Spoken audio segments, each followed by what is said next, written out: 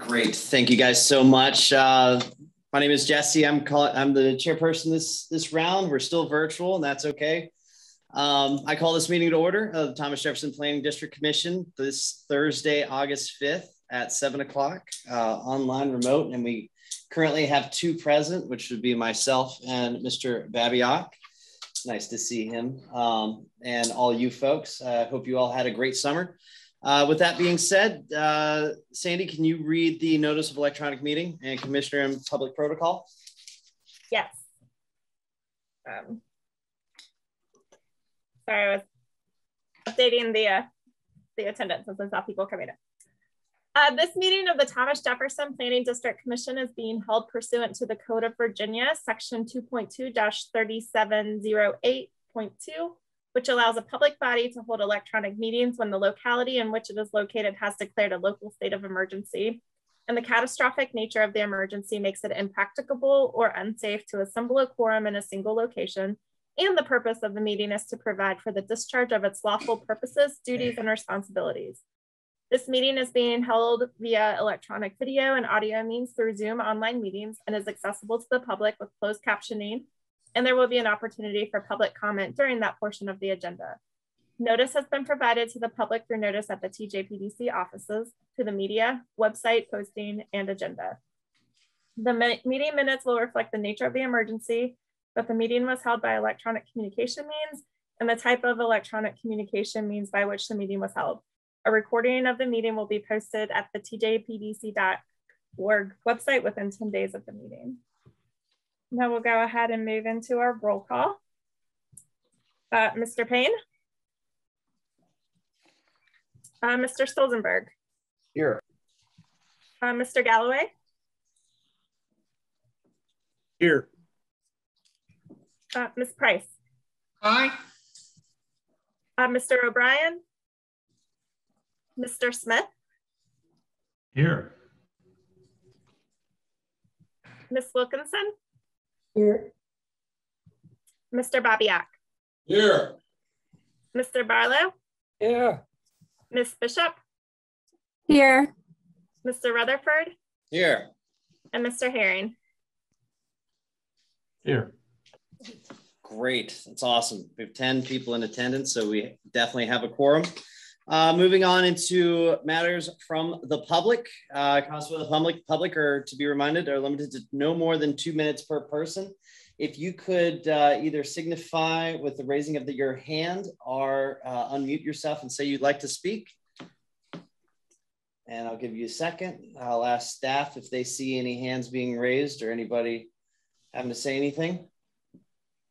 I am not seeing anything. So last chance, hearing none. I'm going to close the matters from the public. Candy, do we have any comments provided by through means of email, online, or website?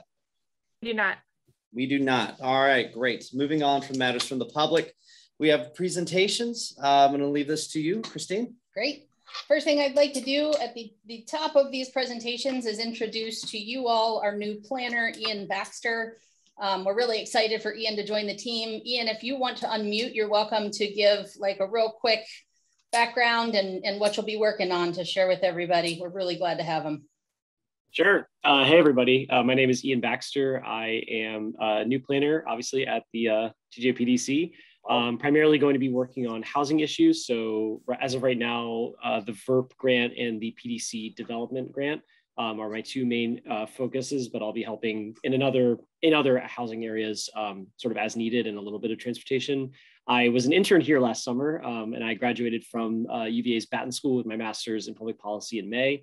And I'm really excited to be joining the team and look forward to getting to know you guys a little bit better. So. Great, Ian. Welcome. We thank you so much for being part of our team, and to know that we got you here from last summer working with us, so we broke you in, right? Good. Thank you so much for being part of us. And if you ever need anything, please feel free. Outreach to me or our staff if you ever have any questions or any help. Housing is a big conversation, so thank you. Thank you. Moving on into the watershed improvement program, Dominique. Good evening, everyone. Hope everyone's doing well. For those who don't know me, I'm a planner and legislative aide at the PDC. And And I work alongside David for our lobbying efforts, but a big part of what I do as well is managing our Chesapeake Bay Watershed Implementation Plan, or WIP as we call it. And that's our environmental contract from DEQ. And the goal of that, for those who don't know about it and weren't here at the last commission meeting when I presented, I think that was maybe December or November of last year. That was during our last contract. So now we're in our new contract. But essentially this WIP contract from DEQ strives to meet what we refer to as TMDLs, or total maximum daily loads of toxins in our Rivanna River watershed and the Chesapeake Bay. So that's reducing things like nitrogen and phosphorus and all sorts of toxic outputs from both humans and animals. So that's what this contract boils down to at the end of the day, meeting our environmental goals from the EPA and DEQ, things that Governor Northam put in place recently. So some really great goals we have. I think folks have the PDF attached in the packet. I'm also happy to share my screen. Would you be fine with that, Christine, so I can reference what I'm doing? Let me go ahead and pull up the actual document that you guys have. It's just a simple table and it shows each deliverable and what we've accomplished thus far on the right side. We just submitted our interim report to DEQ and we had our invoice approved. So we are at the half point of our contract. But I will say if we wanted to submit right now, we would qualify because we've completed all our deliverables at the minimum level. So that's good. So now we're just, we're going to keep on trucking and keep on doing what we need to do. There are plenty of public meetings, plenty of stream cleanups, so many opportunities for outreach. So many groups have reached out to the PDC to continue helping with WIP efforts. So I know that these next couple of months and years with this contract are going to be really eventful. So let me go ahead and share my screen and share with you the 2021 scope and schedule. All right. I'm going to assume folks can see it because it says I'm showing my screen. So let me go to the very top up here. I'm going to do a pretty brief overview. I know that some of this material can be kind of heavy because, it's environmental info. And when I didn't have a background when I first started, it was kind of foreign to me. That's due at the end of September. DEQ asks that we write a 2022 scope contract. And it's a combination of deliverables from this current contract and regionally specific deliverables, which I'll touch on from our current contract that are at the bottom. And these are things that I can actually go and pull from our locality, our locality's environmental efforts. So talking to folks from the city and the county and things like that, our water resources folks, and sort of determining where our needs are, both rural and urban. So just sort of figuring out that contract for the coming year and then going down to 1B. I'm going to try to go through this pretty briefly because it is a lot of stuff that we've accomplished. There's a lot to put in here. So just hosting and facilitating meetings, the Rivanna River Basin Commission, making sure to include a WIP updates on that agenda, meeting with the city, meeting with groups like Rivanna Stormwater Education Partnership.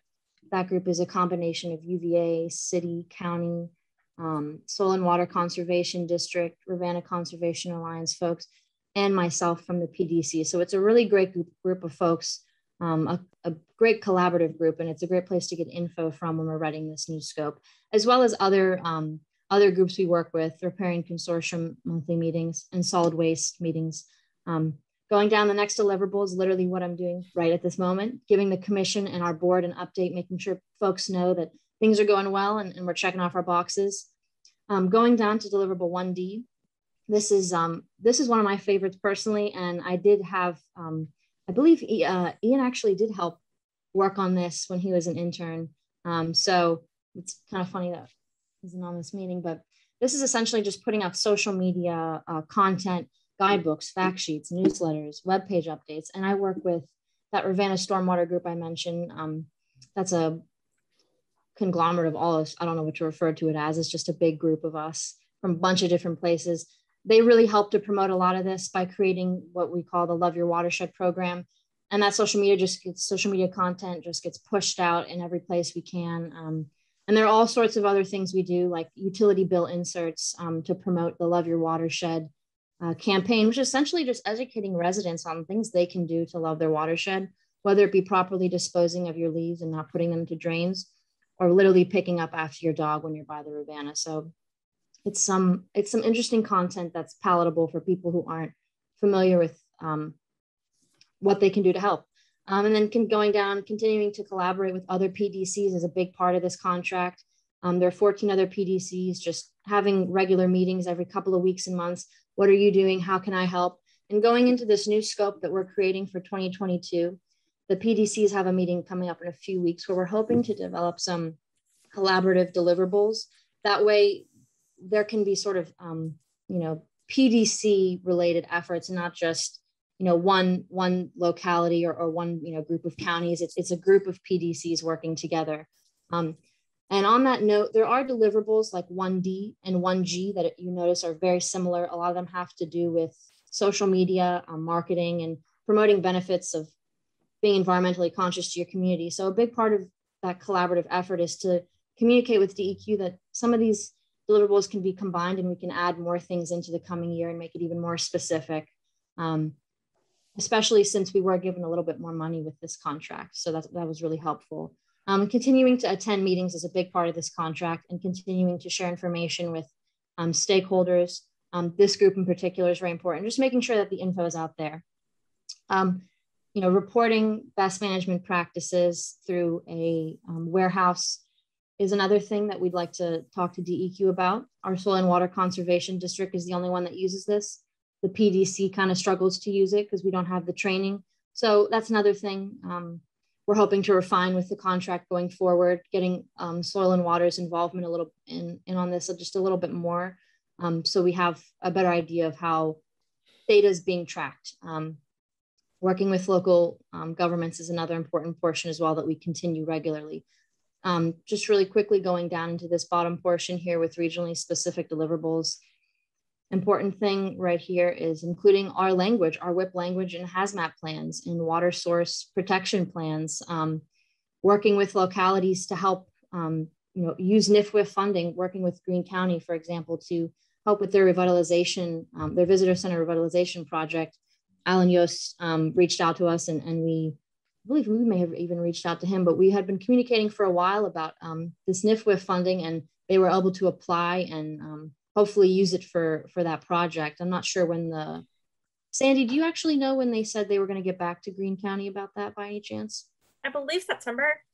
Okay, that sounds about right. So we'll find out soon if they got that. I believe it was in the range of like 25,000, somewhere around there, maybe a little bit less that they applied for. So helping out with things like that, reaching out to groups and counties and saying, there's this grant, do you want to use it? How can we help? Whether it be a partner or a fiscal agent, the PDC has a lot that we can do to help. And a lot of the deliverables down on this list you can notice a lot of them are community engagement. A lot of these are stream cleanup activities, going and actually making these stream kits. So that's some of the more involved stuff that's going to continue, and coordinating with localities that I mentioned before. You may notice there are some deliverables here that are a little bit redundant. And like I mentioned before, communicating with DEQ is going to be a big part of this next contract to make sure we have very, very specific deliverables that we don't feel can be double dipped. Although that seems convenient, at the end of the day, it's not helping our long-term goals. So that's going to be a big part of what we're hoping to do in 2022. And with regionally specific programs that we have, we continue to help localities with GIS shapefiles. Nick has been really great about, thank you so much, by the way, Nick, for always responding to land cover data requests and always helping out with whoever needs it. We have people from DCR right now. We're helping with some of their own GIS mapping. So it can be really beneficial just to reach out to the PDC because we have access to all of that.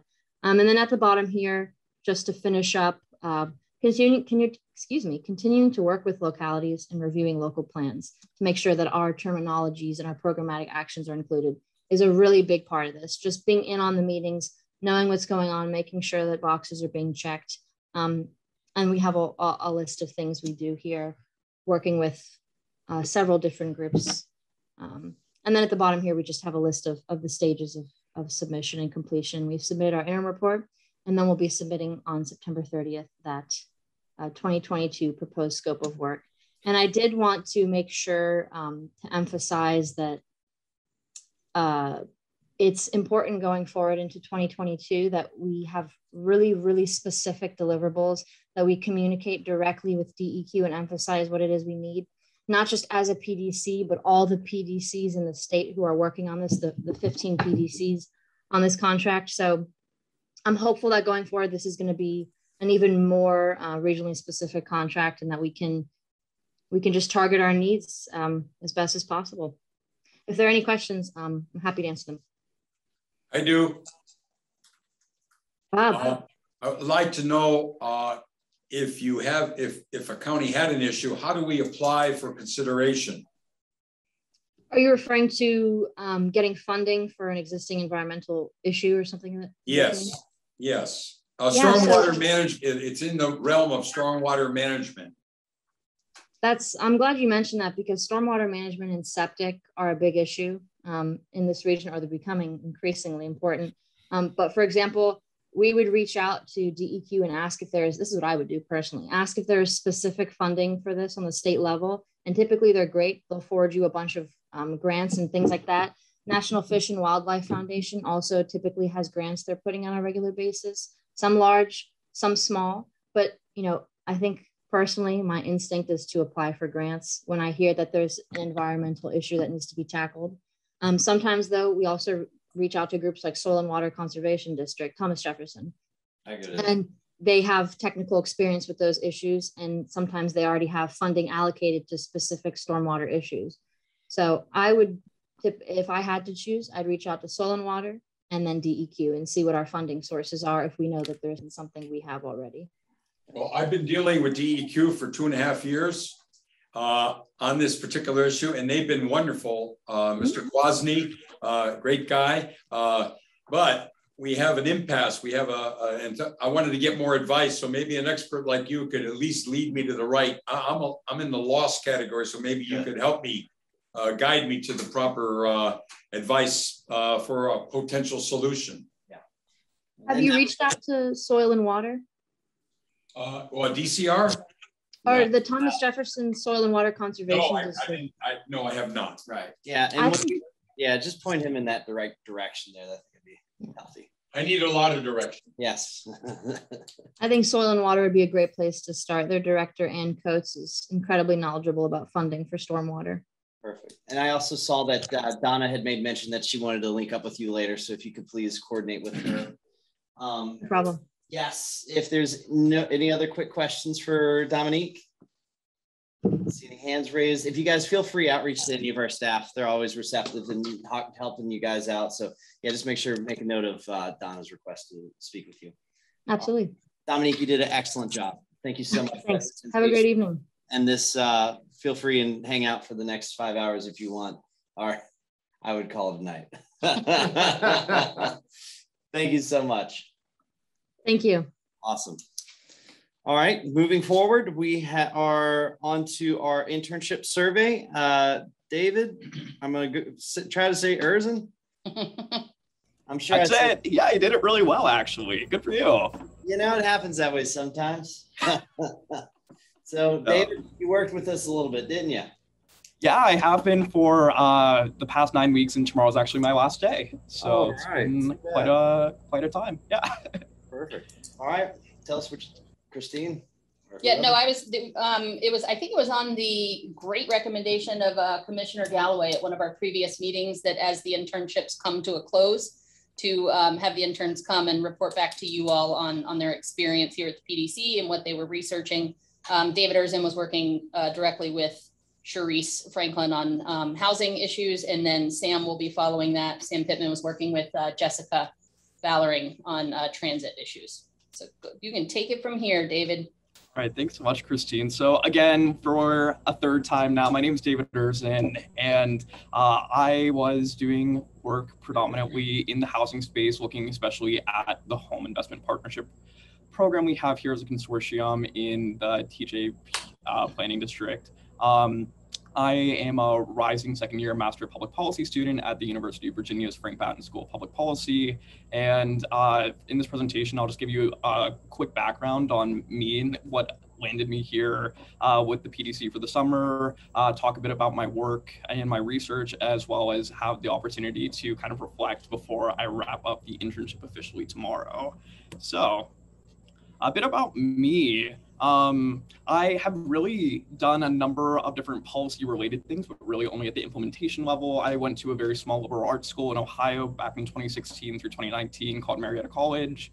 Had a degree in applied physics, clearly a bit of a pivot since then. However, some of my professional experiences have kind of strayed from the STEM field. So I was a tour guide in the city of Pittsburgh, where I had a lot of compliance with Coast Guard regulations. So I dealt with policy in that space, as well as doing recruitment with their Office of Admissions at Marietta College. And then upon graduation in 2019, I was doing food and environmental education work in with Peace Corps Malawi, which is a country in Southeast Africa, where I was there for about 10 months before, unfortunately, being evacuated due to COVID. And fortunately for me, I was able to land on my feet fairly quickly and find the University of Virginia upon a recent faculty's recommendation at my undergraduate institution. And here I am. I have a wide variety of different policy interests, and I'm very happy to gain some exposure to housing policy this past summer, which I will talk to you a bit about now. So my primary project this summer was looking at our home consortium program, and more specifically, trying to benchmark how we are doing here at the TJPDC in comparison to other home consortia across the country. Just to kind of give you a general background regarding how our consortium works. We receive funding from HUD every year, and that is distributed among our 6 localities. If you want to look at the graph up top here, over the past 10 years, we've had different distributions of how that funding is used by the different units, which could be used for down payment assistance for first-time home buyers, homeowner rehabs, as well as the creation of new affordable rental or ownership units. And the breakdown of how those different projects actually went is in the graph below. So looking and seeing how some of those funds might be better allocated with a lot of the exciting things happening with the RHP and just in the housing space in general, not only here in the Charlottesville area of Virginia, but as well as across the country too. The Charlottesville Home Consortia hasn't really re-scrutinized its model of allocating its resources since its conception back in 1994. And part of what I was trying to do was look and identify different best practices across the country among other consortia. Now, there are only 146 home consortia throughout the United States, but 10 of them are actually administered as we do here at the PDC as like Now you can go. Thank you so much for taking care of that. Really want to make sure that my voice was preserved. Right. So, yeah, trying to identify different peer consortia, though, was a bit of a challenge, considering that there are just so few that kind of have a similar model that we have as a regional entity rather than a county or a city or some other jurisdictional entity doing such. So that kind of shifted the research a bit from benchmarking to just looking generically at different best practices. So if I can move my cursor. So ultimately what I found was that everyone does it a little bit different. And part of the beauty of the home consortium program is that really we have the free range to go and do the things and implement the systems that would work best for our localities and for our region. So ultimately what I was able to do after this past 9 weeks of research was identify these different mechanisms, which are times used independently, times used in conjunction, like allocating funds on a first come first serve basis, or rotating locality funds as we currently do with our community housing development organizations, otherwise known as CHODOs, if that acronym rings a bell for you, or even prioritizing funding by target populations. If you had a chance to scan the memo that was included in the packet, I go into a bit better detail regarding how those different mechanisms manifested in some of the different case studies I was able to identify. And because everyone has different needs, and we have these consortia that maybe only have 5 different participating member localities, where some have 24 participating member localities, which that's a lot of people to fit in one room. It was very hard to really offer incredibly specific advice, especially when we want to find the things that work best for here at the TJPDC. So I was able to kind of extrapolate a couple of broad lessons, one being creating a forum to freely discuss home funds with a regional perspective. So I think that we have a lot of opportunity with the RHP and maybe integrating some of the conversations more specifically about home with RHP members, and having planners within the different localities could be one way of fostering some more of a regional vision when it comes to housing. And then finally, including and implementing some flexibility through our consortium structure. So instead of having very stringent 12.5% allocations for the different localities every year, maybe adopting a model where the funds could be a bit more flexibly used if there's a greater need, say, in an Albemarle or a Louisa, when Fluvanna might not be using all of their funds in a certain year. So that's where my research led me. And then just kind of wrapping up and reflecting on my experience, I was so very happy to have the opportunity to intern here with the TJPDC this summer. In addition to working and focusing a lot on home and the different layers and nuances of that exciting grant program, I also had a lot of fun tapping into the different opportunities and projects going on, such as the USDA Housing Preservation Grant, as well as the Solid Waste Management Plan.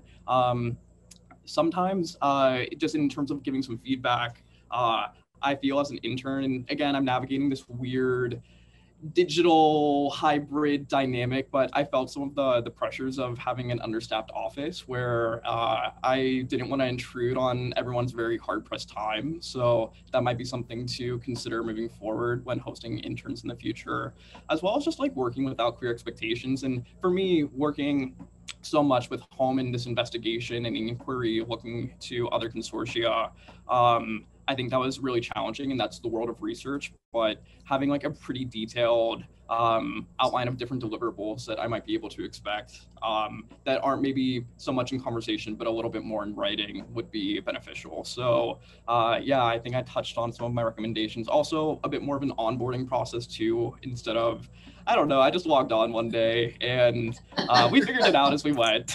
Welcome, go. Welcome, just here's your email. I'm like, all right, cool.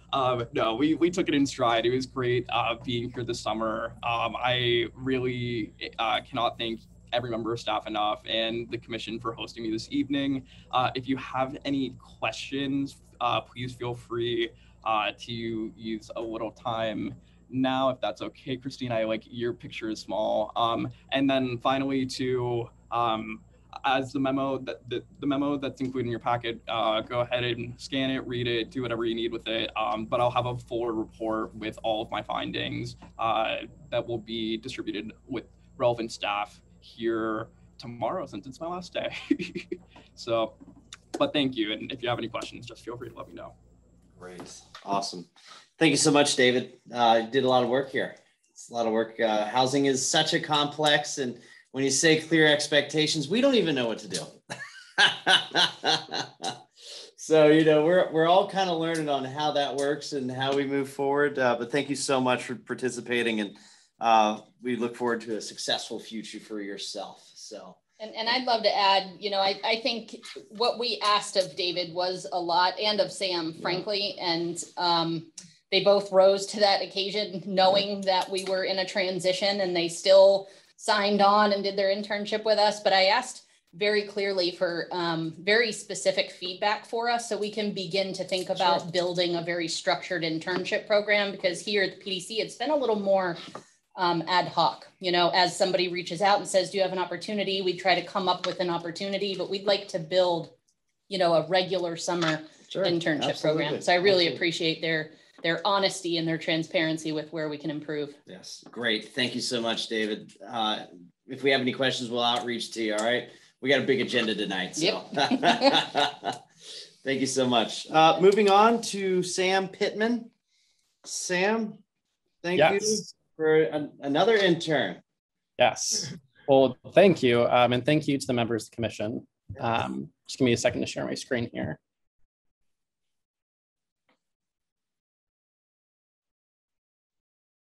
Okay. All right. Well, hello, everybody. My name is Sam Pittman. I'm also an intern at the TJPDC this summer, working mostly on transit issues. A little bit about my background. I'm actually originally from the Kansas City area. I had the opportunity to go to Kansas State University for the last 4 years before deciding to come out here to the East Coast. And I began attending the Batten School at UVA. I had some great experiences at K-State, 2 notable ones that I want to talk about, kind of develop my passions for both higher education as well as transportation and economic development. I had the opportunity to work in both spheres. So at K-State, I worked in the university's government relations office. I got to do a lot with analyzing K-State's economic impact on every county in the state of Kansas. But I also had the opportunity to work on an EPA technical assistance for Brownfields Act. I was in the tiny small town of Marysville, Kansas, which is about 2,500 people, or about 100 times smaller than our region, to give you an idea. Worked mostly on actually like rural transportation issues there. They don't have a bus system or anything like that, so mostly had to do with crosswalks and sense of place and connecting trails that ran through the area. But all of those experiences led me again here to Batten, and I figured that I wanted to work again in the transportation sphere, the planning sphere, which led me to the TJPDC and to the transit internship. This summer, I got to touch a lot of different parts of the TJPDC, but I want to focus specifically on the 3 parts I spent the most on. The first project, and it's a project that I was brought on for, I spent the most time on, was our driver appreciation report. This has to do with our 5 local transit agencies, which are CAT, UTS, Jaunt, Charlottesville Schools, and Albemarle Schools, which are covered in the scope of the Regional Transit Partnership. Right now, they're facing a huge issue with driver retention and recruitment. It existed before COVID, but COVID and all the retirements came out of it certainly sped things up. And so part of my project was to work with each of the 5 transit agencies and analyze how we could better collaborate in terms of driver recruitment and retention, make sure that they're fully staffed and they can keep all their routes going as best possible. I also worked on a peer cities project for the Regional Transit Partnership, and that was to identify peer cities of Charlottesville. For that, I used to use the Chicago Federal Reserve Bank listing of peer cities, which analyzes city similarities in areas like housing, equity, what it's going to look like in 10 years economically and socially in each of those places. And to use those to analyze best practices and what's going on there and how it relates to issues affecting RTP agencies here, but also potentially to get in contact with those agencies for a spring speaker series for the RTP. And then finally, about halfway through, a project that I got to work on was a RAISE grant application, which is through the US Department of Transportation. We applied for this last year when it was called BUILD under the previous administration, but it got to the secretary's desk and didn't win final approval, but they strongly encouraged us to apply again. So I got to work with my supervisor on editing our application based on the current administration's priorities, making a few edits along the way. And so I want to talk about really the outcomes and where we're at right now in terms of each project. For the driver appreciation report, we worked collaboratively with each agency to compile tons of information on about 60 data points relating from everything to basic things like pay and how long the average driver stays, as well as some of the biggest barriers to recruiting, as well as once people are brought on, why might they not, continue the process and become a full-time driver? And so we really just want to identify with each agency specifically as well. And we found a lot of common themes about, what they're struggling with. Certain things like, a lot of places are going to $15 an hour, which competes with them, as well as the backup in the Virginia DMV as a result of COVID. People are taking months and months and months to be able to get in and take their CDL test. So some major barriers that are affecting each agency. For the Pure Cities report, we found about 10 cities which align with Charlottesville really closely, especially on things like population size, university town, weather, similar issues like electric buses, which Charlottesville and the area is looking at. And we identified points of contact and initiatives in each city, which align with many things that agencies like CAT and John are working on. And then finally, again, with the RAISE grant application, we submitted it back in July, right before the deadline. And again, we made it better reflect some of the new administration's priorities, as well as also the Virginia statewide rail plan, which has been rolled out at multiple times and it's kind of in its final stages of really expanding the scope of rail in the state of Virginia.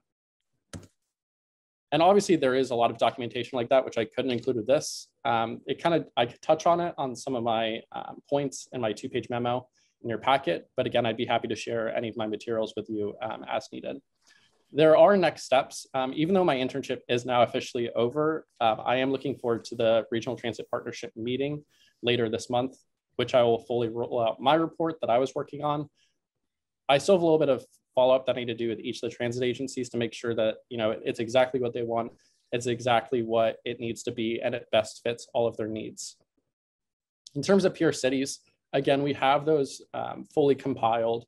They're there. We have points of contact. We have stories for each one about things they're going through, which Charlottesville's looking at. In places like Duluth, Minnesota, they've had some major setbacks with their electric bus rollout in terms of weather and terrain and all of that. So I think that's something that'd be interesting to bring them in for, as well as places like Missoula, Montana, which has switched to fare-free buses on their public transit system, and some of the benefits they've experienced from that, but also some of the setbacks and there may be unforeseen consequences. So I'm looking forward to collaborating in any way as someone who's no longer an intern to make sure that spring speaker series comes to fruition. And then with the RAISE grant application, it's going to be more of a wait and see game. I think last year with the Build grants, which is a similar program, just changed names, it took about 4 months from the application deadline until those grants or the applicants were notified of their status and the grants were publicly announced. And so I think that sets us up for about a mid-November deadline or a time frame of when Charlottesville should know for sure the status of its grant for planning the future of the Charlottesville Union Station. And then finally, I just also want to reflect on my internship, and there's kind of 5 key points I thought of earlier when thinking back. The first is that I've had great experiences at the state level of government with Kansas State, working their government relations office, as well as nonprofits, and then working on one specific grant. But I never had a great opportunity before working within the sphere of local government and all the agencies which are a part of it. So getting to be here, work with people who work on those issues very closely has been a unique experience for me so far. I also got to see a lot more about some of the meat and potatoes issues with transit. I feel like so much you hear about Amtrak or that $10 billion tunnel that goes over the Hudson River in New York City that's leaking, but you don't hear about the things which might only take a couple $100,000 to fix, but are really important parts, like getting people to work on time, or maybe making sure that Jaunt runs more efficiently so they can get to doctor's appointments in Charlottesville or to go shopping for the day. I developed a much stronger sense of passion for the Central Virginia region. I moved here a year ago in the middle of COVID, and I've had very little opportunity to get out, get to experience the community. So again, getting to work with people who are so passionate about the community, to see different parts of it, to get to be in touch with our transit agencies has been a great experience for me. Fourth, I've kind of joked that and it's true, but one of my long-term goals is to be a grant writer, either independently or within an agency. And so getting that really first key experience this summer with the U.S. Department of Transportation RAISE grant has been a great experience. And I helped turn it into, I have a fall internship with a federal grant consulting firm in Washington, D.C., which my interview, I basically talked about all my experiences this summer and definitely helped me land that internship. And then finally, I've touched on it multiple times, but again, to work with local leaders in the community, both within the TJPDC, but also at CAT, Jaunt, UTS, Charlottesville Schools, Albemarle Schools, as well as county commissioners, really people all over the sphere, has meant the world to me. It's meant so much to make so many professional contacts here, people who are so passionate about the community. It's really inspired me to care more about the Charlottesville area and the Central Virginia region as a whole. And so again, I have a number of materials relating to some of the things I've talked about, which I'd be happy to share if any of you were to request it, or I could help pass it through TJPDC staff. Yeah. But again, thank you. It's been an amazing summer. Look forward to staying in touch with many of you in any way possible. Great. And Bob Babiak says, apply to Louisa. Great. And we look forward to seeing those full memos. So if you could make sure you guys share that with us, that'd be awesome. Again, Sam, thank you so much. David as well. You guys are the leaders that make the changes of the issues that we don't have the answers entirely yet. And, I look forward to your success, and please don't forget us here at the TJPDC. And, you know, whenever you see an opening, hey, apply, you know, that's how this works out here. Okay. So if anybody, we do have a fairly full agenda. I want to give you guys the proper props. I owe you dinner or drinks at some point to both you guys. Normally we would do something of that sort. We shipped once upon a time we did. So just keep that in your back pocket. If you guys ever need help, letters of recommendation, please ask the TJPDC and we gladly would give those things to you. So beyond that, if anybody has any further questions, if we could just share that with them via email, just since we have a full agenda tonight. And let's move on to Nick Morrison. So Sam, David, thank you guys so much. There's an applause, you just can't hear it. Thank you guys. All right, moving on to regional housing plan.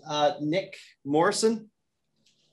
Yeah, thank you. Good evening to everybody. It's been a while since I've presented in front of the commission. So for those of you that don't know me, I'm Nick Morrison and I'm a senior regional planner here. I work across almost every program area, but tonight we're going to be going over the regional affordable housing plan. So I'm going to share my screen, jump into a quick PowerPoint presentation, and go from there.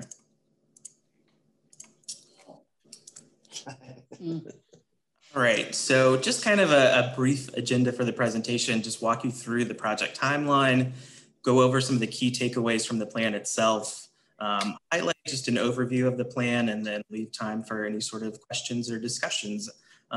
And so Sharice Franklin is here, and Christine, obviously, both of those, just feel free to jump in and answer anything that maybe I missed, but both of them were instrumental in the development of this plan. So timeline-wise, it's rooted back in 2018 when we received funding from Virginia Housing for a $100,000 grant. And with that, we were contracted with Piedmont Economic Solutions to do a regional housing study and a needs assessment. So in 2019, that's kind of when some of that research began. The Regional Housing Summit was convened at the Omni Hotel. That regional study from PES was completed. The Central Virginia Regional Housing Partnership convened, and that's kind of when work began in earnest with focus groups, a regional survey, stakeholder meetings, and then background research to start kind of delving into the topic of affordability in our region. Starting in 2020, probably in the spring of 2020 is when the drafting of the plan itself really got underway in earnest. We met monthly with a subcommittee of the Central Virginia Regional Housing Partnership, which was the Strategies and Analysis Committee, which was really the driving force behind kind of steering the process and helping us to develop the recommendations that you see in the draft plan. We also began drafting of the individual locality chapters. Starting in 2021 was when we began that regional draft or the regional chapter. We completed the full plan, presented chapters to localities as requested, and then moving into 2022, looking at how we can continue to support localities with their planning work and affordability. Kind of some of the key takeaways from what we found and why it's so timely that we're talking about it. Almost 11,000 of the region's households are considered cost burden in terms of those that pay more than 30% of their income, and that's towards rental housing costs. Almost 5,000 of the region's households are considered severely cost burden in terms of rental households. Those are households that are paying more than 50% of their income towards housing costs. About 5,400 of those the region's families are severely cost burdened when it comes to the home ownership side, again, paying more than 50% of their income. And in total, about 10,400 of the region's households, both on the renter side and on the ownership side, are considered severely cost burdened. So certainly timely when we're talking about this. So just kind of, again, running through some of the data, looking at each locality and then the region as a whole, which is highlighted here in red, about 40% of households that are renters are paying more than 30% of their income. So it's certainly a high number. When we look on the home ownership side of cost burden within the region, about 23% of owners households are paying more than 30% of their incomes towards housing costs. When we talk about severely cost burden, again, those paying more than 50% of their income. On the rentership side, 22% in our region of those households. And then moving on to the homeownership side, about 9%. You can see the breakdown for each of the localities there as well. Looking kind of at that rental side as well, between 2010 and 2019, we've seen almost a 24% rise in median gross rent within our region. And then looking at the inventory of homes, this is data that was provided by CAR. We've seen a decrease in the available inventory of homes for sale, with 2020 being some of the more recent data that we've got, dropping almost half. So again, supply and demand, that certainly drives up price there. And then kind of breaking it down a little bit further, looking at homeownership by race. So in the dark blue, that's our region, and then the lighter blue is compared to the state of Virginia. So our Black, Asian, and Hispanic households have lower ownership rates as compared to the state as a whole. And you can see the breakdown there for those other racial groups as well. So then again, kind of taking all that data, putting it into the plan, talking just, kind of, again, the purpose of why we're thinking regionally. And we know that residents' lives intersect across jurisdictional boundaries. We also understand that cross-collaboration is really key in pooling resources and increasing access to improve communication to better address those affordable housing needs. And this regional approach reduces the need for one locality to shelter that burden. So why now?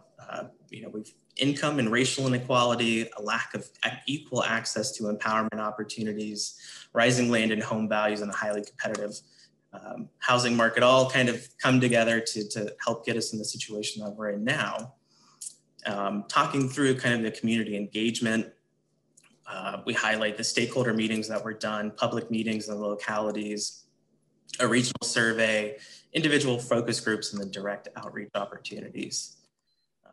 We then developed a vision through the help with the Strategies and Analysis Committee, and that was that Planning District 10 will have 100% alignment of supply and demand of affordable housing opportunities throughout the region, so that every resident can find access to safe, decent, and affordable housing in communities of their choice.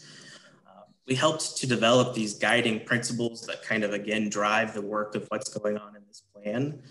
You can see those there: coordination, engagement, equity, anti-displacement, mobility, connectivity, and accessibility. And then to further that, we thought, where does the, kind of the regional government, the regional body really play in? And we've developed these goals, again, the policy, programming, and capital. And when we talk policy, we're talking about supporting a strategic approach to land use and affordable housing, and to promote inclusive land use policies that foster equitable communities of opportunity. In terms of programming, that's promoting and supporting the work of the Regional Housing Partnership, identifying specific metrics for tracking the implementation of affordable housing, and continuing to support the Regional Housing Locator Service, Porchlight, and providing opportunities for continued community coordination and outreach. And then finally, with capital, leveraging of existing financial resources to lower the barriers to the creation of new affordable housing and create new funding mechanisms to expand capacity for creating and preserving affordable housing.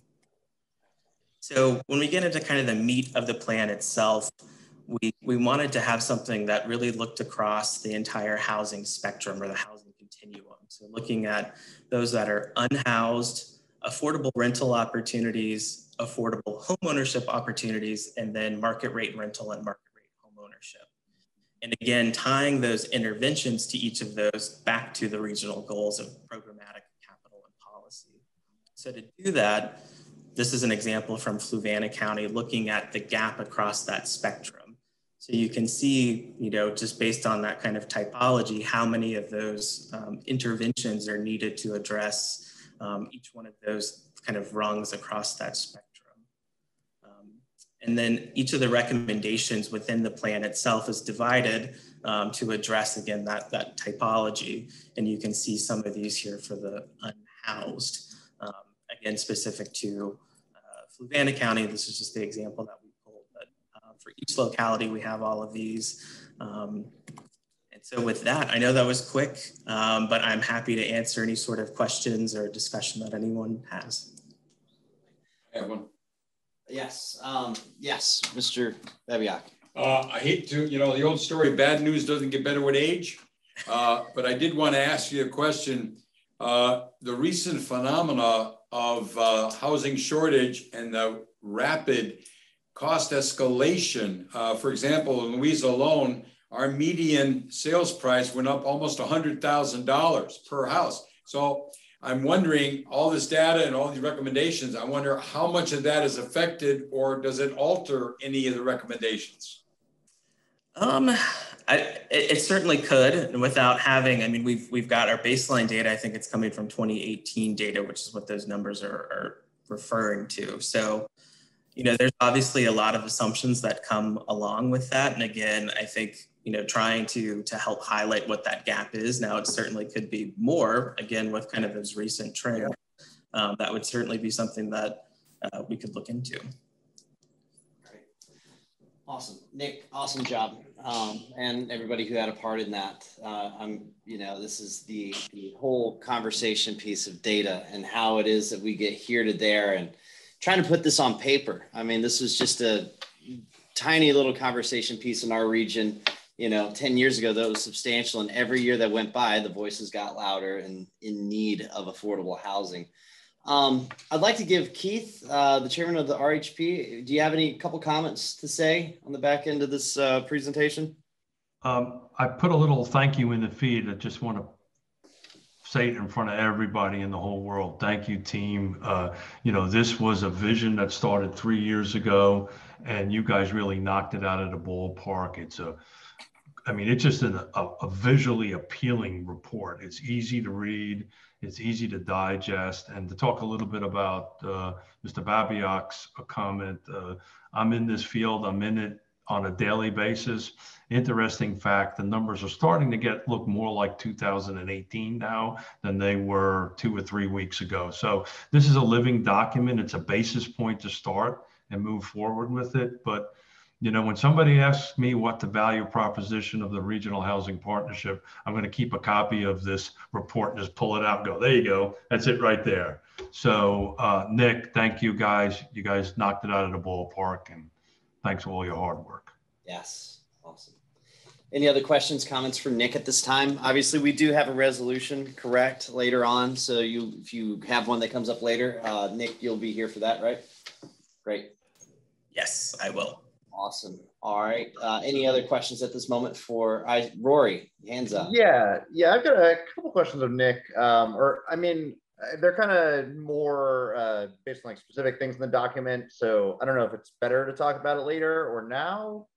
But it is still a living document to a degree, I will say. So if it's a data question there, because I've talked with Christine, there's a couple comments I had on the Nelson side that we can make adjustments on, if that makes sense.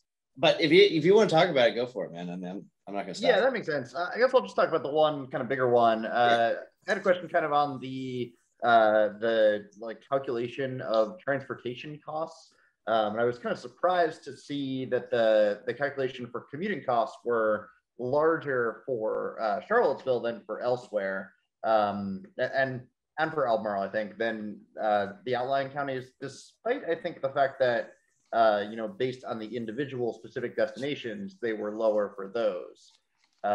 So could you speak to the methodology behind computing that? Is that from census data or? It's pulled from Census on the Map. So it's a tool that, looks at where, based on a defined geography. So looking at city of Charlottesville, Albemarle County, where employees are employed. So those top employment destinations outside of the city of Charlottesville, outside of Albemarle County, were what were highlighted in the plan. So again, we assumed a 58 cents per mile calculation with a commute time of 20 days a month. Obviously, with COVID and working from home, that assumption is maybe not necessarily correct at this time, but that's where that methodology came from. So looking at, again, mileage 2 ways, 20 days out of the month on that 58 cents per mile estimate for, gas, insurance, depreciation. So you're going by the IRS definition of 58 cents a mile too. Gotcha. Roy, is that anything else? Yeah, I think that makes sense. Actually, that 2 ways is a good point. I think the graphic on the bottom right is 1 way. So maybe that's part of where I was missing it. And the other question, I guess, is when we say this is like a living document, is it going to come back for periodic review? Are there going to be edits before final adoption by the RHP? Or what is our kind of plan for what to do with this document moving forward? Yeah, I can answer that, Rory. This document has already gone through the Strategies and Analysis Committee of the Regional Housing Partnership, and then the Regional Housing Partnership has also reviewed it and recommended it to the Planning District Commission for its adoption. So they've already been through a review process on this. Gotcha. Thanks. Of course. Rory, thank you so much. Any other further questions? Raise your hand, speak up. All right, I'm not seeing any hands, not hearing any words, so we will move on. Nick, thank you as always. I'm sure our interns had a chance to see some of this info. Thank you guys so much. Feel free and stick around if you want to see us get to the vote on that, or go on. I ain't gonna hold you back, So, but other than that, thank you guys. Moving on to the consent agenda. Before we get into financial reports, if we could just do some quick business and take care of the minutes for June 3rd and the minutes of the June 29th special session. Just to clean up the consent agenda, I'm looking for a motion to approve if there are no major amendments that are needed. Motion to approve. We have a motion from Mr. Babiak. Is there a second? Hello. Second from Andrea Wilkinson. If we could do a roll call vote, Sandy?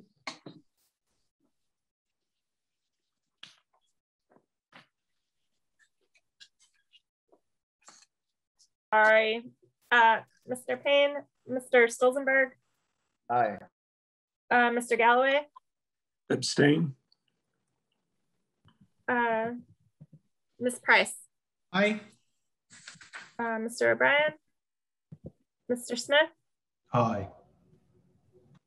Ms. Wilkinson. Aye. Mr. Babiak.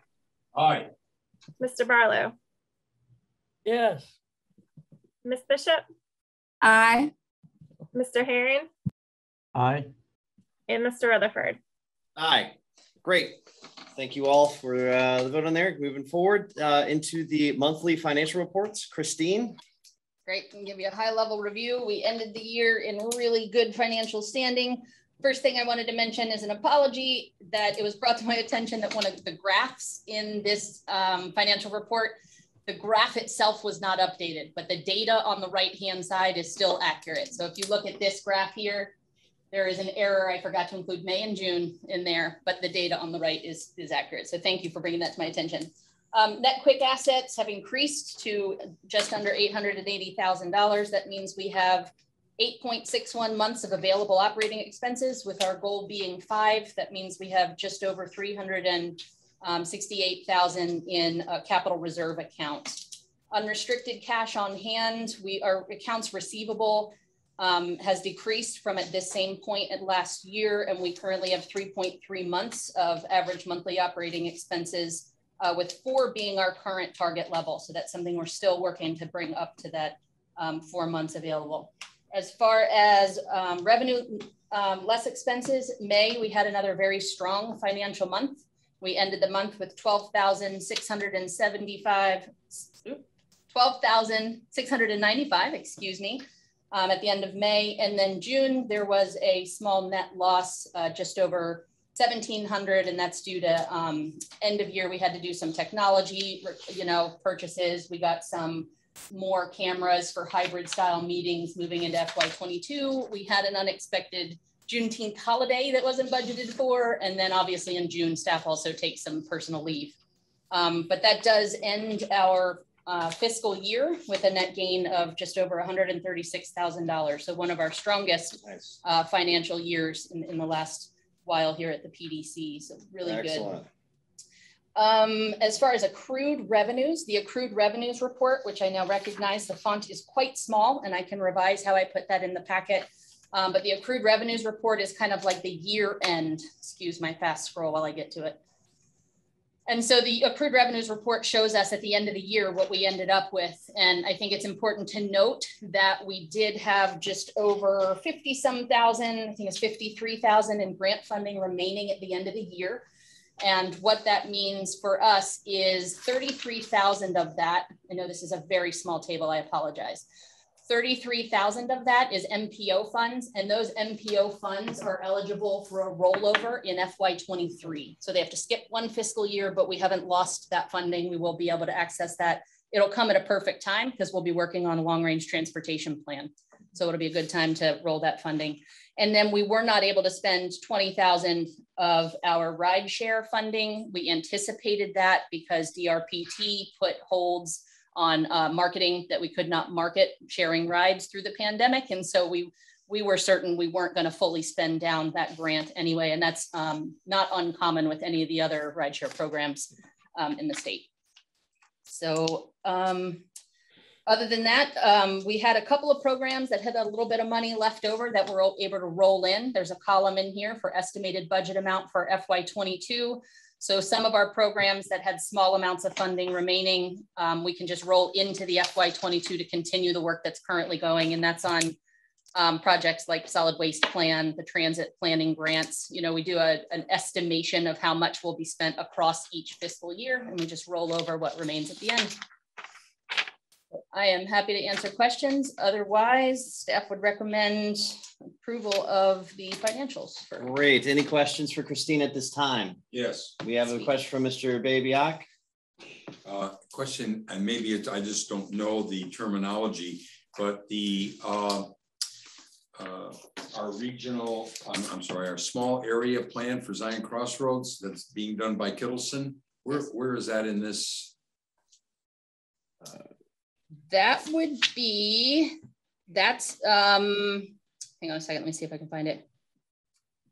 I can't even. It's in the rural, it's in the rural work program, Christine. Thank you, Sandy, thank you. So it's not an individual program, it's a part of the rural transportation work plan. Thank you, Grandview. And I want to respect the feedback that I've gotten that graphs like this, we will work to reformat these so that they are larger, both in print and on screen. Very kind. So thank you for that feedback. I can respect it 100%. You see me even putting my own glasses on. So and regarding that program, Sandy and I were involved in a 2-hour deal, tap dance today, and there may be some more funds required for that. Is there any anticipation or any allowance for more funds if needed and obviously you know, certified? Is that possible? I'm going to defer to Sandy on this, and she's been overseeing the rural and MPO budgets. We can certainly look at the work plan and support that through our staff time. As far as technical support for consultants, that was never something that came through our rural work program. That was through funding sources that VDOT had. So that's something that we would have to have a bigger discussion about before we could answer that. Thank you. You know what we went through today, so I'm just anticipating that as a potential. Understood. Great. Awesome. Any other further questions in regards to the monthly financial reports? Seeing no other comments or voices, I'm looking for a motion to approve the financial reports as she mentioned with the slight amendment. So moved. We have a motion from Mr. Herring. I need a second. Second. Second from Mr. Babyak. Sandy, if you could do the roll call. Yes, Mr. Payne, Mr. Stolzenberg. Aye. Mr. Galloway. Yes. Ms. Price. Aye. Mr. O'Brien. Mr. Smith. Aye. Ms. Wilkinson. Aye. Mr. Babyak. Aye. Mr. Barlow. Yes. Ms. Bishop. Aye. Mr. Herring. Aye. Mr. Rutherford. Aye. All right, now that we have finished the financial reports, we're going to move into resolutions. First resolution to discuss is in support for reroute of US Bike Route 76 from US 15 to historic Palmyra. Christine? Yep.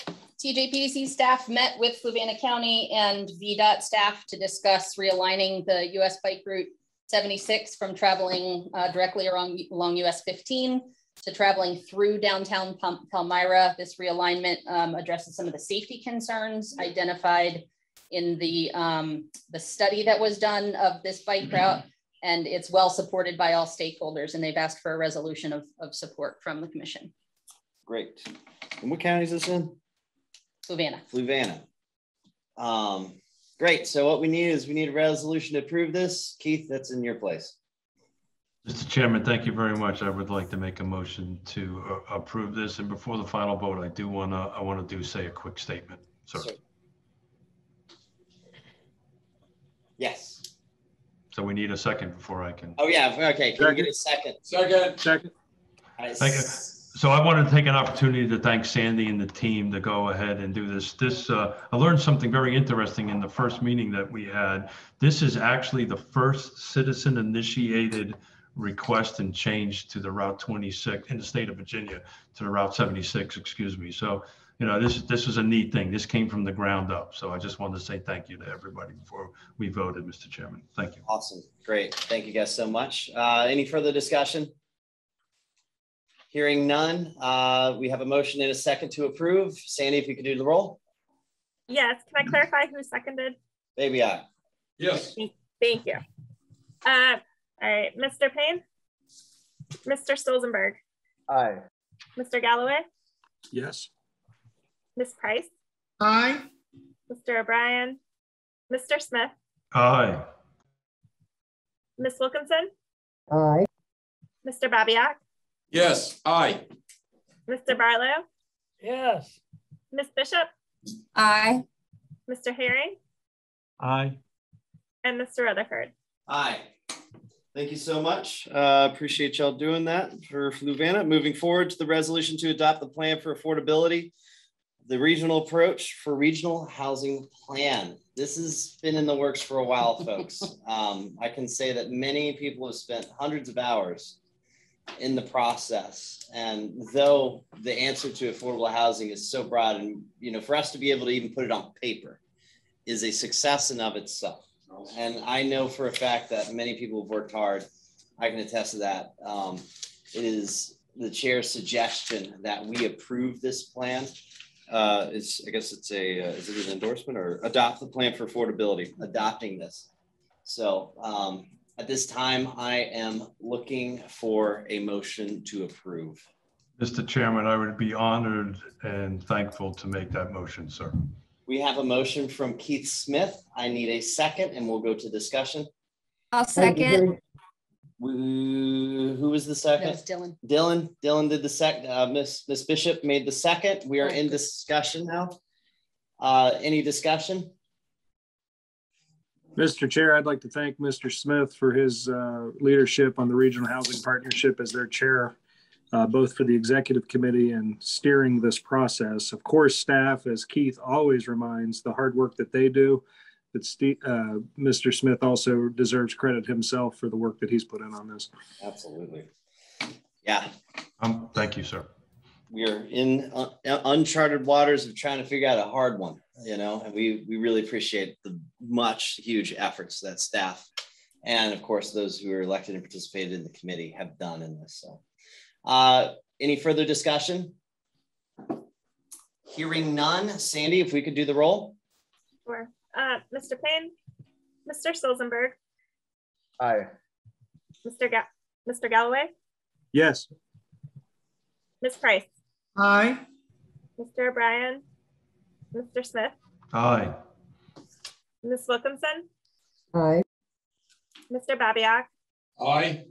Mr. Barlow. Yes. Ms. Bishop. Aye. Mr. Herring. Aye. And Mr. Rutherford. Aye. Let the record reflect that was unanimously done. Guys, that was a lot of work that happened that went into that whole program. Yeah.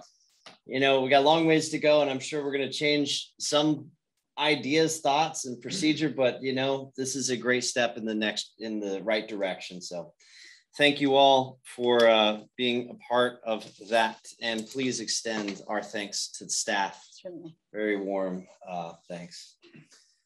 Moving forward into new business, regional broadband baddie grant. Just to reflect that Nelson County has figured this out. I'm done now. David can talk. I was going to have time to take a drink of water, but I'm sorry. I usually have more to say. You'll just tell me when you want me to advance the slide. Yeah, you can go ahead and go to the next slide. Just wanted to give you a brief update this evening on TJPDC's work with Central Virginia Electric Co-op and Firefly. A lot of this is not going to be new information for many of you. I think as CVEC and Firefly representatives have been meeting with your local governing bodies. But just to briefly review and let you know that TJPDC and Firefly are planning to submit an application for the fiscal year 22 body grants. TJPDC will be the lead applicant, as the guidelines for the program stipulate that applications must be submitted by a unit of local government. A lot of money available for broadband in Virginia this year. And just to give you a little bit of perspective about how far we have come in such a short period of time, this program was started up about 4 or 5 years ago at the state level with $1 million. I think the next time around it was 4 million. It grew to 19. Even this past General Assembly session, $50 million was included. But certainly with the federal stimulus money that's become available, the governor had announced a couple of weeks ago that he was going to appropriate or propose to appropriate just over 700 million for broadband across the state. So that is currently working its way through the budget bills that are in the General Assembly special session right now. And I would fully expect that by the time the dust settles on that session, hopefully sometime next week, that amount of money would be available. So officially, TJPDC a couple of weeks ago, week and a half ago, submitted to the State Department of Housing and Community Development a notice of intent to apply. The grant applications themselves are due in just about 6 weeks, a little under 6 weeks. They will go through a review process. There's a challenge process that providers are afforded the opportunity to engage in. And then there's an expectation that we would hear the announcement of grant awards by the end of the year, certainly no later than the time Governor Northam leaves office in January. Next slide, please. So just to review the application, large scale 12 county effort. It is a fiber-based solution. The project name is Regional Internet Service Expansion, otherwise known as the RISE project. It includes all 5 of the counties in the TJPDC region, as well as 7 others, which are Amherst, Appomattox, Buckingham, Cumberland, Madison, Goochland, and Powhatan. So I think this is a very, in my opinion, is very good and strong regional application because among those 7 additional localities, it touches 4 more PDCs. So it truly is regional in nature. And again, the applicant partners, in addition to TJPDC, CVEC, and its subsidiary, Firefly Broadband, but also partnering with Dominion Energy and Rappahannock Electric Cooperative. Next slide.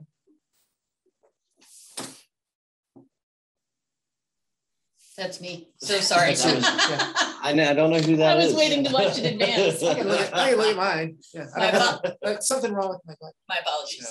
So as you know, Firefly has been meeting with you all at the local level to provide updates on the project service area, expected cost, and what they will be asking of the counties to have some skin in the game, so to speak.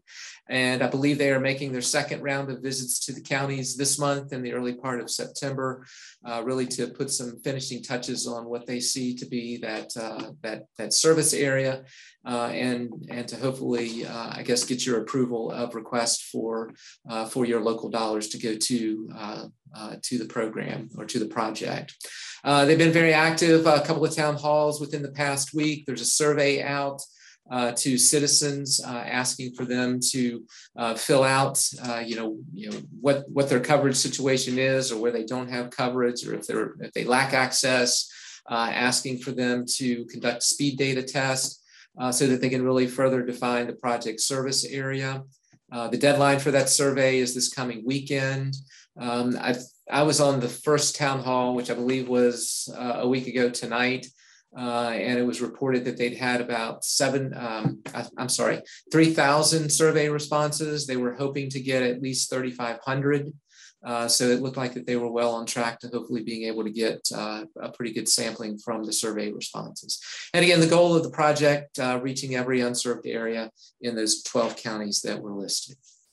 Next slide, which may be the final slide. So TJPDC, as a result of this partnership with CVAC and Firefly, we are now participating in bi-weekly grant application calls that include Firefly's folks, as well as the state broadband officials. These meetings have been going on for some time between the service provider and DHCD. I think DHCD's staff is there to really assist in the application process so that as strong an application as possible can be submitted. TJPDC's role in the application process will largely be one of a go-between between CVAC and the other service providers and DHCD, Housing and Community Development, as they're submitting all the information that's needed to complete that grant application. And then should the grant be awarded, it would be fall to TJPDC to administer the grant. Again, providing that ongoing link between the project in the region and the state, and also to handle the financial aspects of the grant funding. Based on our conversations with CVAC, we would anticipate, again, if the grant is awarded by the end of the year, that administrative work would likely get underway sometime in the spring of next year. So that is an update briefly. Glad to take any questions if you have them about the project or TJPDC's role. Internet. That's all I can say. It's the biggest thing we can talk about pretty much for the last several years. I do know our role with Firefly upcoming is going to be, that's an exciting one. I think that's going to help not only them, but us in a greater role, as so that, you know, I guess we're essentially potentially adding to another role that we might be adding into our facility, ranging from the cigarette tax. So either way, any questions for David at this time? Hearing none. Are we supposed to vote on something? Nope. Nope. That was just an update. Great. Okay. Thank you so much, David. And other than that, we're going to move forward into the interim executive director's report. Nope. We still have under new business regional housing partnership. Oh, mine doesn't have that dot. Awesome. Oh, did we just vote on that? Oh, partnership funding. Sorry, yes, we're talking about it again. That last one was just the plan. Sorry, that was my bad. More housing stuff. Regional housing partnership funding. So I'm going to do a quick overview. I want to make sure we keep to time, but I wanted to bring this to you all to kind of look at this program in review of the last 3 years and what we've been able to leverage, and to talk about its sustainability moving forward. And so high level, the majority of people on this call know, but I want to make sure that I do mention, because we do have public and press, that the Regional Housing Partnership is a 21-member advisory board that's made up of the public, private, nonprofit, and citizen sectors. The membership is listed on the screen. The mission of the partnership is to facilitate regional collaboration so that housing can be insured for all. And the vision was shared earlier in Nick's presentation on the housing plan. High level review, this program actually launched right around 2019. That's when the housing coordinator was hired, which also was me at that time. That's when we began to develop the operational framework, create bylaws, bring the group together for the first time. We had a consultant-led strategic planning process. We hosted the first regional housing summit back when large in-person events were still a thing. It was attended by over 200 people in the region. And then we began the work on the comprehensive regional housing study and needs analysis. And that was through a grant that was secured through Virginia Housing, $100,000 grant. In 2020 in the program, we really jumped into the housing research, doing the focus groups, the work that Nick has already highlighted for you all. We also were very proud and excited to administer the region's emergency rent and mortgage relief program. We hosted virtual events once we could no longer do in person. And so we were doing free educational online webinars on topics that were vetted through the Regional Housing Partnership of areas of interest. And then we secured public sector and nonprofit sector and public sector sponsorships and grants to continue to hold those events. And then the Strategies and Analysis Committee began meeting very regularly to really dive into the Regional Housing Plan, which you all approved tonight.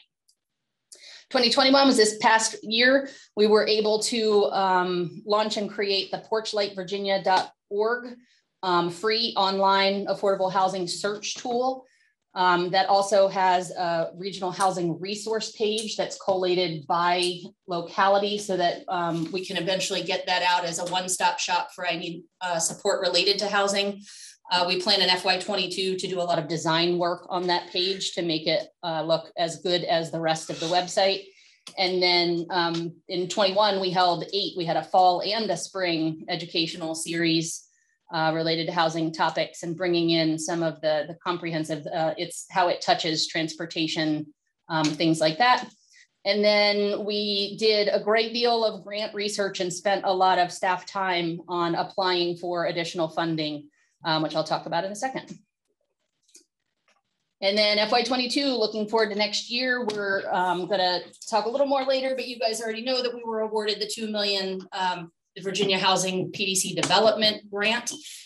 And that's to develop a minimum of 20 new affordable units in the region. We were also awarded, we applied for and were awarded through DHCD, a Virginia Eviction Reduction Pilot Planning Grant. That's a $50,000 planning grant that's looking at eviction court records in Albemarle and Charlottesville and developing a plan for how to better coordinate the services of all of the agencies that touch eviction prevention. And then recipients of that planning grant are expected to apply for the implementation grant. They have a second round of it this year, so we'll be actively looking for that application or notice of funding availability to come out. We were notified that we were awarded home ARP funds, which I've talked to you guys about previously and are still awaiting program guidelines on how that money is able to be spent within the region. We've applied for and are in discussion with Virginia Housing about getting additional funding to do a full-fledged 3 to 5 year strategic planning process with the Regional Housing Partnership.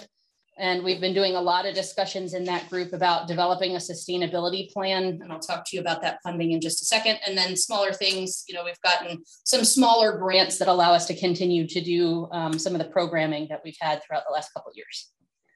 I think one of the really great things about the Housing Partnership is because it exists and because of the coordination and the collaboration of all of the different sectors, it has really given us an opportunity to leverage additional funding across, you know, state, federal programs, but also, you know, contributions from, you know, partners in the local community that are members of the partnership and beyond members of the partnership. So this is something to really celebrate, that the partnership really has afforded this region a lot of housing funding and opportunities. Oh, my apologies. The table on the left, also recognizing it's small, and the graph on the right have the same data. I just put it in 2 different formats, just in case some people are numbers and some people are visual.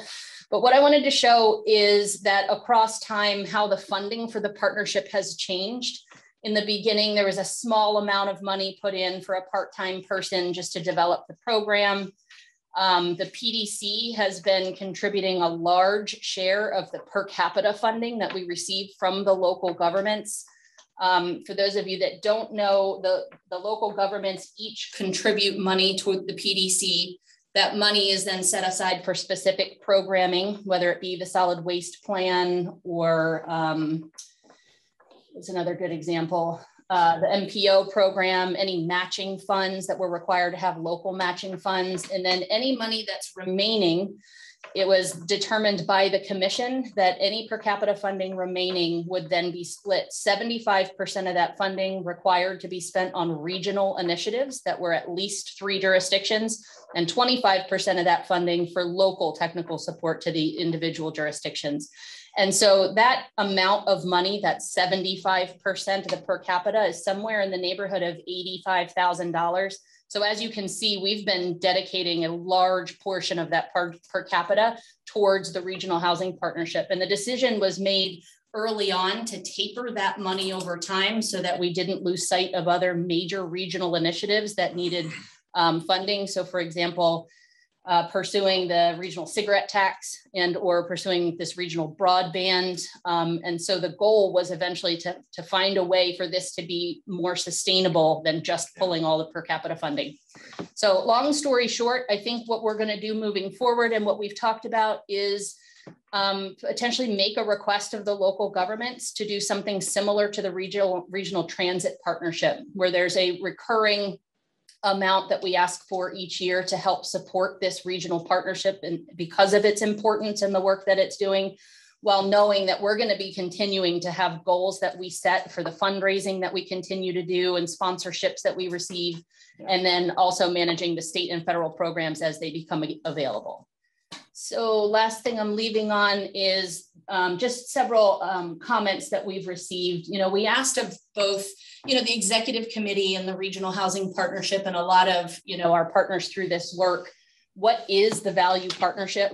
What is the value proposition of the RHP? And I want to make sure I'm clear that these are not direct quotes. These were from summary minutes that were taken, but these were some of the things that we were hearing back from that partnership, that there's a lot of intangibles, you know, that the relationship with the RHP maximizes the expertise in all 4 of the sectors, and being able to have a venue to come together and share, you know, helps us align some of the goals that we have, that we all have in all of our jurisdictions, to make sure that we have affordable housing for everyone in the community. So I just wanted to leave on that and know that you know, we're not looking for any kind of vote or anything, but that we're asking for some support to make sure that this program continues to operate and continues to bring in the leverage and the benefit that it has across the last few years that we've started it. Yeah, absolutely. So I just kind of want to echo that, guys, as we kind of approach the regional housing grand view and where that role is going to be with the TJPDC is it's going to need local support. And I guess, you know, that timeline is going to be coming in this, I guess, not this coming year. FY23.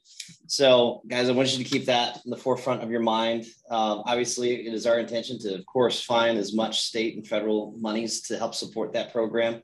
It just may be something that probably will be a program that's going to need some more local support from all of us, the city, you know, Albemarle and the surrounding jurisdictions that are part of the TJPDC. You know, we've done a lot of work in the last several years, and we got a lot more to do. And as we answer more questions and find out how to change up some things to create more housing for folks, you know, it's going to be important we continue to support the TJPDC and the RHP, and making sure that there's a role that can focus on that. So. Moving forward, Keith, do you have any comments? No, I just want to thank everybody's patience on this, in particular, Christine. You know, this is a ton of work that we've been putting together, her and I and Ned and the team, to put this together. You know, this finding money is always a difficult question to have and a difficult conversation to have. So, but we're working on it. I mean, our value proposition, I think, is off the charts, and we'll get there, but we're working through this a little bit slowly. So thank you, Mr. Chairman, and thank you to staff and Ned and everybody for putting all the hard work into this. But we'll get there. We'll have a little bit more to report in at the next meeting, correct, Christine? Oh, sorry, Christine. Yeah, yes. Just go. Yeah, okay. Any questions? We'd be more than happy to take them, but more to report in next month. Great, awesome. Any questions for Christine at this moment? Not seeing anything. Now I can move on to the interim executive director's report. Christine. Very good. I'm doing a quick time check for myself. Great. Yeah. I think I can do some pretty high level because Nice. you guys have the narrative in the packet. Yeah. As far as the Virginia Housing Grant, we've been really excited to be working on this program. We're still in the early planning stages. The grant intended for the first 6 to 12 months to be for planning, for developing what process we were going to use to distribute this funding. We've gotten a lot of community support and community questions around how can we, help you spend this money. We are awaiting an orientation meeting with DHCD. That's the first step. And then we will work closely using the Regional Housing Partnership or a committee thereof to help us develop our process. It will likely be through some sort of request for proposal, RFP process, using a set of metrics that are determined through the Regional Housing Partnership. I already spoke to you about the Virginia Eviction Reduction Pilot Grant, so I'm going to skip that one through. The only thing on that one that I want to keep us in mind is that we will be applying for implementation grants, and previous awards were in the neighborhood of 200,000 to over $1 million. So this is another opportunity, if we were successful in that grant application, to bring more additional funding into the region. A couple of small updates. We've received some, small grants from Bama Fund to help us keep doing our fall series, our educational series, which for this round, we may push closer into winter. And then home, as you all heard from our intern, that we've been dedicating a significant amount of staff time just to do a lot of research and to really try to figure out how other consortiums operate. And so you'll be hearing more from us as we continue to dig into David's great work and our previous intern and now staff member Ian's work on looking at housing consortiums and how their governance structures work. Regional cigarette tax, David, feel free to update this because I sent this a week ago, but a draft ordinance and agreement has been sent, is about to be sent in the next week. To participating localities, and jurisdictions are beginning to schedule public hearings. Is that correct? Anything else you wanted to add on that? No, that's fine. That's okay. All right, as far as the MPO, all of the FY21 UPWP, which is Unified Planning Work Program, all of the items have been completed from FY21, which included a high-level review of electric vehicle infrastructure. It included a transportation equity study. All of these are available on our website.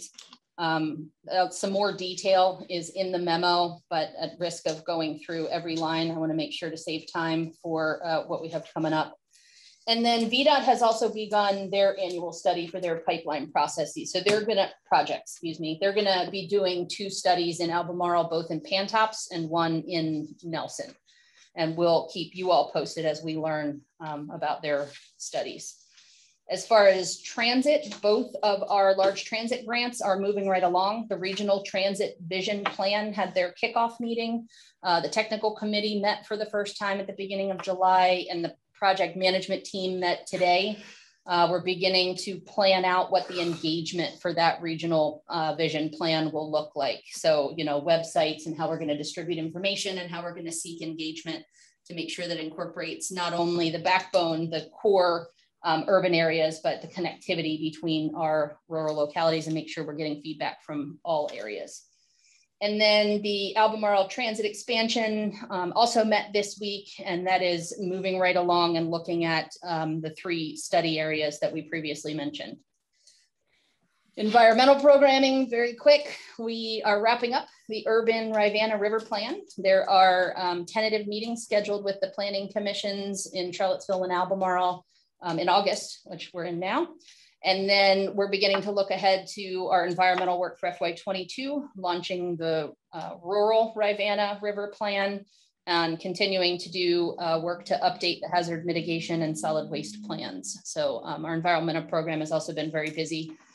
And then finally, or actually 2 different things, but finally, a staffing update. We did get notice that one of our planners has decided to pursue a career advancement. So she will no longer be with us. That's Jessica Ballering. She was primarily working on our transit programs.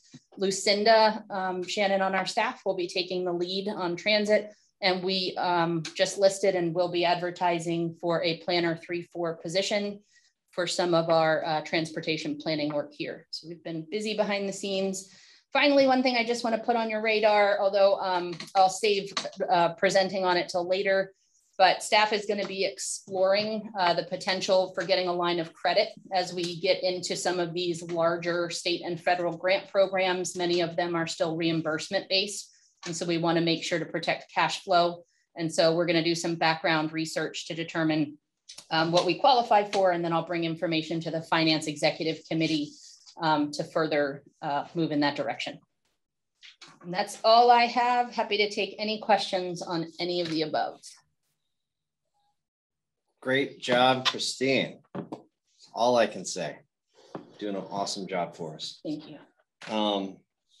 Hiri, any questions for Christine? Last time? Yes. Of course. Several of our residents have received letters concerning the potential, I guess, easement royalty for the gas pipeline that it's trying to connect one plant with the other. And I know it's going across Louisa. I don't know how many other counties are affected within our jurisdiction, but is this a new pipeline? Yes. Oh wow, I can tell you all about it. I figured you could. So I didn't know. We haven't really got into it real deeply yet. It's still up in the air. The company is very vague as to the timing, location. Who is it? Actual route. It's I'm sorry, Mr. Barlow will be able to tell you. He's got his notes in front of him. No. No, it's not Dominion. Okay. It's, I don't have it. It's Chickahomie. Oh, okay. Something like that. It's an off the wall thing. The second one, as far as housing goes, have we looked at what Richmond's doing with the 3D printing? With their pilot, yeah. Yeah. Because I really was, I know it's been done already in different states, mostly out west, but I think this is a real potential, not only would speed up the program, but make it more affordable as well. Yep. Perfect. Any other questions for Christine? Okay, hearing none. We have got to go into a closed session. So before we turn off the recording and kick everybody out, does anybody have a copy of the closed session motion? If not, I'm gonna have, can you get over here, Bob, and read this? Sure. We're gonna have Bob read it. And then as soon as he reads it, we'll kick everybody out, turn off recording. So it's that first one right there. Yes. I, Robert F. Babiak Jr., move that the commission be convened to a closed session pursuant to the exemption found in section 2.2-3711, paragraph A1 of the Code of Virginia to discuss prospective candidates for the position of executive director. We need a second. I'll second that, sir.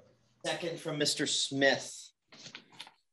All right, so at that time, Sandy, can you do a roll call vote? Yes, Mr. Payne, Mr. Stolzenberg, Aye. Mr. Galloway, Yes. Ms. Price, Aye. Mr. O'Brien, Mr. Smith, Aye.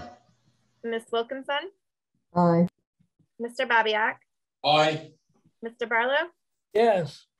Ms. Bishop, Aye. Mr. Herring, Aye. and Mr. Rutherford. Aye. So we have a motion, second approved to go into closed session to discuss personnel. At this time, we're going to put those who are not commissioners in the waiting room and turn off recording. We could do that now. Then don't worry about that one. Just do this one. Okay, I'm gonna make the motion, Robert F. Babiak Jr., that move that the commission exit the closed session. Need a second? We need a second. Second. Second by Ms. Price. Now we have a roll call. Sandy? Is Sandy here? She's gonna do that. Uh-oh, Sandy's not back in. My apologies. I think she's sitting there. All right, Sandy has returned. Sandy, roll call vote. This is on Give me a second. Hold on. So I think before you came in, Welcome back. a motion to exit closed session, which was seconded. Which was made by Mr. Babiak and seconded by Ms. Price. Correct. And so we're now moving to the roll call vote on that. So this is the motion to exit the closed session. Yes. Got it. All right. Mr. Payne, Mr. Stolzenberg. Aye. Mr. Galloway. Yes. Ms. Price. Aye. Mr. O'Brien. Mr. Smith. Aye. Ms. Wilkinson. Aye. Mr. Babiak. Aye. Mr. Barlow. Did he leave? Mr. Barlow's here. Looks like he's frozen. You froze. Well, there he is. You're there. Say something. All right, Mr. Barlow. Yes. Very good. Ms. Bishop. Aye. Mr. Herring. Aye. And Mr. Rutherford. Aye. Okay. All right, we have another one to do. Yes. Bob, read this. I should have printed more than one. That one right there. Gotcha. Okay, this is a motion to certify. I, Robert F. Babiak Jr., remove that the commission certify that to the best of each member's knowledge, only public business matter lawfully exempted from the open meeting requirements of the Virginia Freedom of Information Act and identified in the motion authorizing the closed session were heard, discussed, or considered in the closed session. I made the motion. I need a second. Second. Second from Ms. Price again. All right, Sandy, could you do the roll? Yes, Mr. Payne, Mr. Stolzenberg, Aye. Mr. Galloway, Yes. Ms. Price, Aye. Mr. O'Brien, Mr. Smith, Aye. Ms. Wilkinson, Aye. Mr. Babiak, Aye. Mr. Barlow, Yes. Ms. Bishop, Aye. Mr. Herring, Aye. and Mr. Rutherford. Aye. Great. So at this time, as we are moving forward with the executive director role, we are going to need a motion to appoint 4 individuals onto a selection committee for the executive director role to commence interviews. Is that good enough for you, David? I have to list the 4 names. Yeah, well, let's get someone to make a motion. Yeah, we need a motion. That's what you're asking for. Yeah. Oh.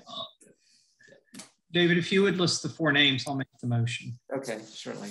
Yeah, the 4 names for the membership of the selection committee would be the following commissioners: Chairman Jesse Rutherford, Vice Chairman Dale Herring, Secretary Treasurer Keith Smith, and Commissioner Ned Galloway. So moved. We have a motion. Need a second? Second. We have a second from Ms. Bishop. Sandy, could you do roll? Mr. Payne, Mr. Stolzenberg, Aye. Mr. Galloway, Yes. Ms. Price, Aye. Mr. O'Brien, Mr. Smith, Aye. Ms. Wilkinson, Aye. Mr. Babiak, Aye. Mr. Barlow, Yes. Ms. Bishop, Aye.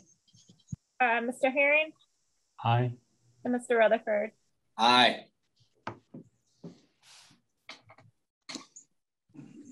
All right, great. So we now have a selection committee.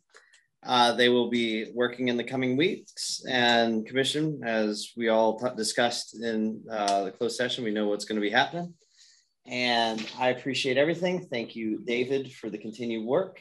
Is there any further action beyond just adjourning the meeting? No, there's roundtable that I assume we are going. You guys So I like pass on. All right. You know, we're gonna hang out a lot next month, and it's 9:30. So I think the chair's getting rid of that. So I'm looking for a motion to adjourn. So moved. Motion from Donna Price. Second needed. I say. Andrea Wilkinson does the second. Sandy, could you do roll? Yeah, Mr. Payne, Mr. Stolzenberg, Aye. Mr. Galloway, Yes. Ms. Price, Aye. Mr. O'Brien, Mr. Smith, Aye. Ms. Wilkinson, Aye. Mr. Babiak, Aye, with regret. Mr. Barlow, Yes. Ms. Bishop, Aye. Mr. Herring, Aye. and Mr. Rutherford. Aye, nice to see you all. We'll hopefully be getting some good stuff going in the future, and we'll have a great round table next month. See y'all. Bye. Thanks, everybody. Bye.